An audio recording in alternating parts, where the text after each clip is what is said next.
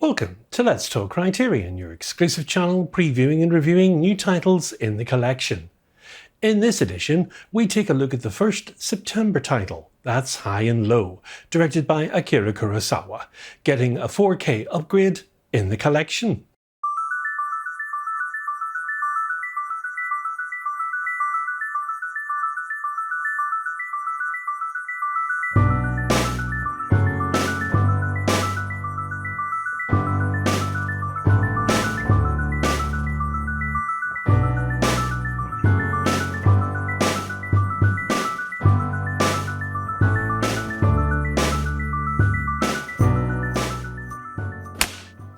It's been an interesting time for Akira Kurosawa fans lately, as we've been seeing a lot of attention with 4K restorations of his films. Last year, for instance, we saw the Criterion release of The Seventh Samurai, and Sanjuro Yojimbo early this year, 4K in the collection. But to be fair, it's BFI who've been actually flying the flag in the UK, with 5 4K releases so far. That's The Seventh Samurai, Sanjuro Yojimbo, Throne of Blood, and just recently The Hidden Fortress, all getting 4K releases. BFI did release High and Low, but only as a Blu-ray.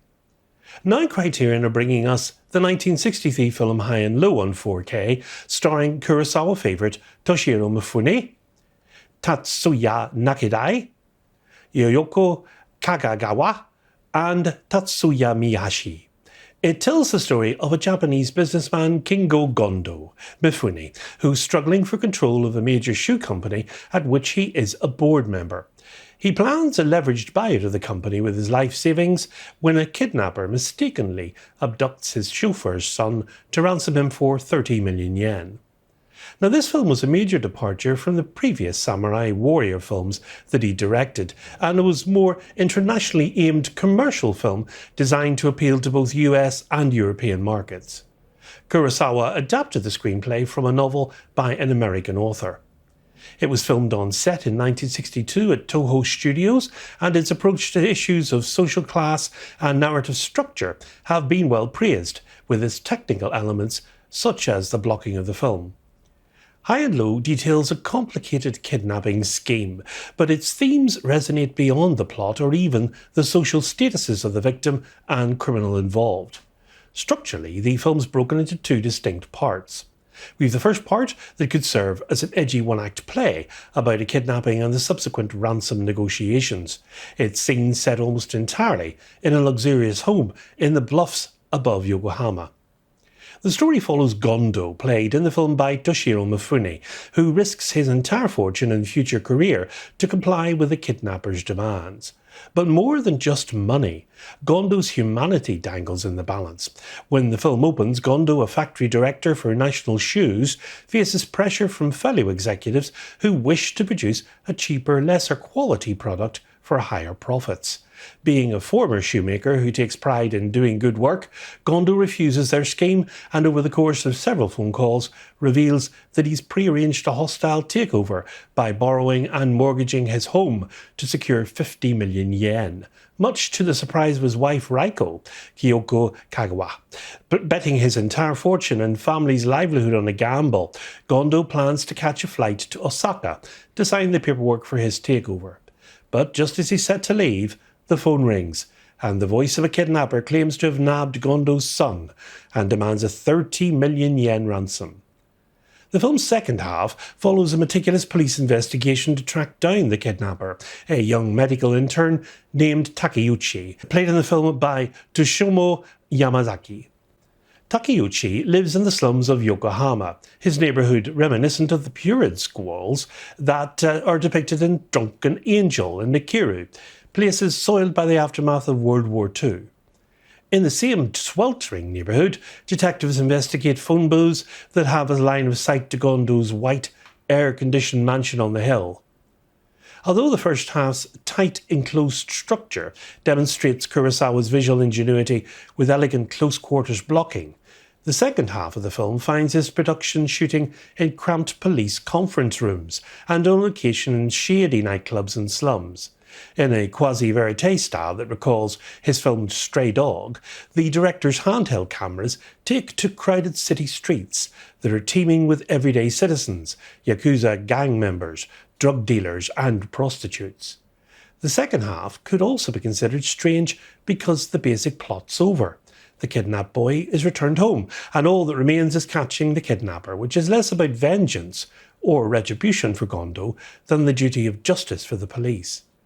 High and Low is based on a pulpy American novel entitled King's Ransom by the author Ed McBain. Kurosawa found himself attracted to the story not only because of its unique structural elements, but also because of the material's social commentary.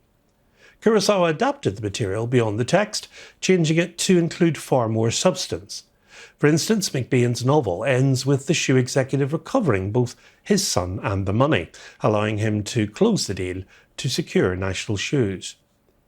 Kurosawa's film explores a theme more universal than even our social position, as evidenced by the original Japanese title for the film, Tengoku Yigoku, which means heaven or hell, which, as Kurosawa's biographer Donald Ritchie suggests, offers an extreme opposite that merely High and Low does not. The director does not attribute highness to heaven nor lowness to hell, at least not in terms of a social scale. Instead, the film judges its characters by their actions, by Gondo's morally correct decision to pay the ransom for his chauffeur's son, and by Takeuchi's crime. Now, in Japan, High and Low was widely praised as a masterpiece and earned about $1.3 million, becoming the highest-grossing film of that year. Internationally, however, Kurosawa's reputation had grown relatively commonplace, and Western critics began to take him for granted, describing him as merely a formalist. Martin Scorsese even planned a remake of the film with Universal Studios in the 1990s, but due to several kidnapping thrillers released around that time, such as Ron Howard's Ransom, the project was shelved indefinitely. High and Low continues to draw viewers and film historians due to Kurosawa's enduring humanism and the desire for understanding between people. All contrary notions of heaven and hell, good and evil, or heroes and villains dissolve in the film in favour of something intermingled and Byzantine, the way people are, and such polarizations are made equal through the ways in which Gondo and Takeuchi resemble one another through their shared ambitions, and how, given a few distinct choices, their lives could have been more like the others.